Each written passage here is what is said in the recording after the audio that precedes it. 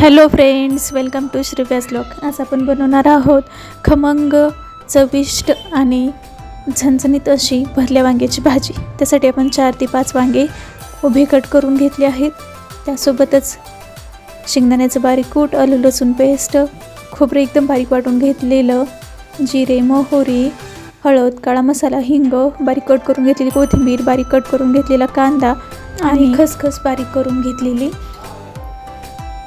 चला तर आता आपण बनवूया त्यामध्ये घालण्यासाठी मिश्रण. त्यासाठी आपण बारीक वाटून घेतलेलं शेंगदाण्याचं कूट, खसखस पावडर, आलं लसूण पेस्ट, हळद, काळा मसाला, गरम मसाला आणि 2 चमचे कोमट पाणी घालून हा मसाला भिजवून घेणार आहोत. त्यासोबतच थोडंसं मीठ घालून घ्यायचं.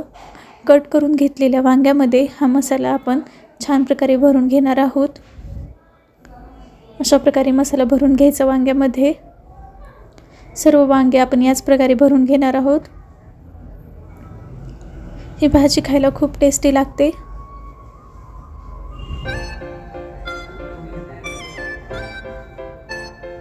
वांगे चिरताना काळजी घ्यायची, मध्ये किडलेली तर नाही त्याची दक्षता घेऊन मगच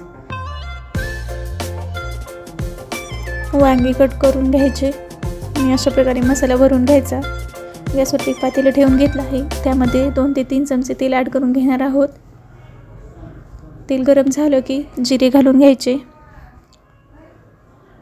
चिमूटभर हिंग, बारीक वाटून घेतलेलं खोबरं, बारीक कट करून घेतलेला कांदा, कोथिंबीर, भरून घेतलेली वांगी.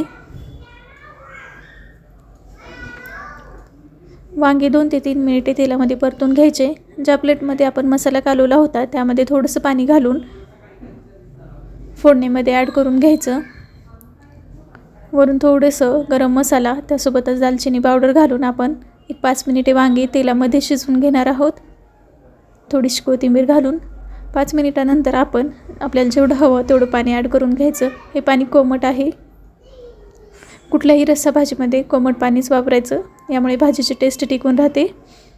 एक उकळी फुटली की आपली भाजी बनवून तयार आहे. रेसिपी आवडली असेल तर चॅनलला नक्की लाईक आणि सबस्क्राईब करायला विसरू नका. व्हिडिओ पाहिल्याबद्दल धन्यवाद.